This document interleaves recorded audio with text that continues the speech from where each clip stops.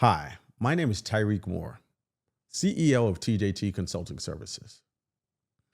If I could show you one thing that is quietly running your leadership, your decisions, your reactions, and your results, it would not be your strategy. It would be your inner dialogue.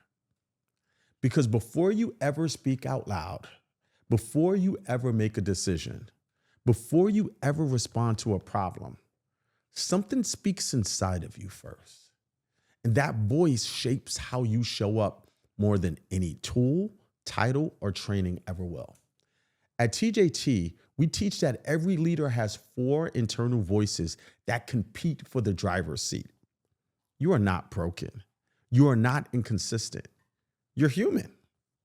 And the way you lead changes depending on which voice is driving you in that moment.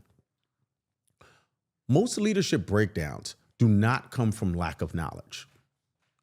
They come from the wrong voice being in control. Let me walk you through them. The first voice is the commentator. The commentator is the play-by-play announcer in your head. It is not in the game. It is in the booth. It describes what just happened. It interprets what people really meant. It narrates your experience. And here's the key thing to understand. The commentator never plays the game. It only describes it. It tells stories about what people meant. It assigns motives. It predicts outcomes. It explains why things are happening, but it never takes responsibility. It never solves the problem. It never changes the outcome. It just keeps talking. It sounds something like, they're disrespecting me. This always happens. I knew this wouldn't work. They don't value what I bring. And here's the danger. If you start listening to the commentator as if it's the truth, you begin reacting to a story instead of responding to reality. You defend, you withdraw, you get sharp, you hesitate, and your leadership presence quietly shifts. Leaders who are driven by the commentator tend to personalize situations, carry emotional residue into conversations, and make decisions from interpretation instead of from fact. Upgrading the commentator means learning to say, that's a story. That's an interpretation. It's not fact. When you can say what actually happened and separate that from fiction, your commentator gets drowned out and you step back onto the field. You stop being narrated by your mind and you start leading again. Because leaders do not win by listening in the booth. They win by playing in the game. The next voice we're going to talk about is the mouse. The mouse is your voice of fear. It sounds like caution, but it is actually protection. It says, don't rock the boat. Just keep your head down. Better safe than sorry. Let someone else say it. The mouse keeps you small. It avoids conflict. It avoids visibility. It avoids accountability. Leaders driven by the mouse struggle to give feedback. They delay in decisions and tolerate misalignment much longer than they should. Over time, teams become confused, problems linger, and performance slows. Upgrading his voice builds courage, clarity, and speed. When you move beyond the mouse, your leadership becomes cleaner. Your communication becomes braver. And your culture becomes safer. The next voice, my favorite because it really runs me, is the mind.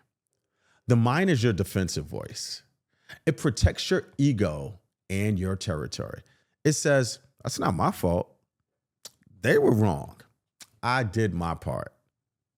This is not on me. This voice feels strong, but it actually weakens culture. It creates blame. It creates silos. It creates resistance.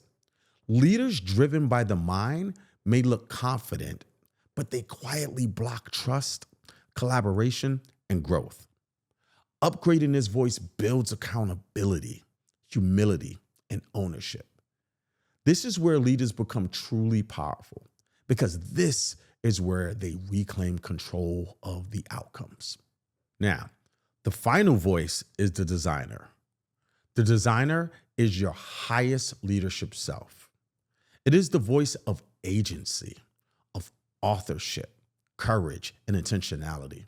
The designer doesn't wait. The designer creates. It says, what do I want to build here? How do I want this to go? What is my role in shaping this outcome? What is the best version of me right now? The designer authors culture. It sets tone.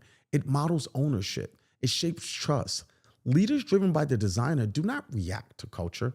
They design it. They adjust issues early. They have courageous conversations. They create clarity. They build alignment. And they unlock collective brilliance. This is the voice that upgrades everything else. Now, here's the truth. You do not eliminate the other voices, which is why I owned mine earlier. You just learn to recognize them. The power is not in pretending you don't have them. The power is noticing when they show up and consciously choosing who gets the driver's wheel. Because whichever voice is driving is shaping your culture in real time. It's shaping your tone, your patience, your courage, your ownership, and your decisions. They all flow from this. Imagine the same leader facing the same problem, but responding from different voices. From the mouse, they avoid it. From the mind, they deflect it. From the commentator, they personalize it. But from the designer, they solve it.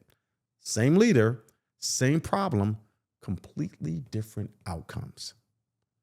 This is why this matters to businesses so much, because culture is not built in strategy decks.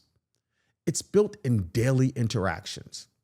It's built in how feedback is given, how mistakes are handled, how decisions are made, how people feel around leadership. Upgrading your inner dialogue upgrades your culture. And upgraded culture produces upgraded results.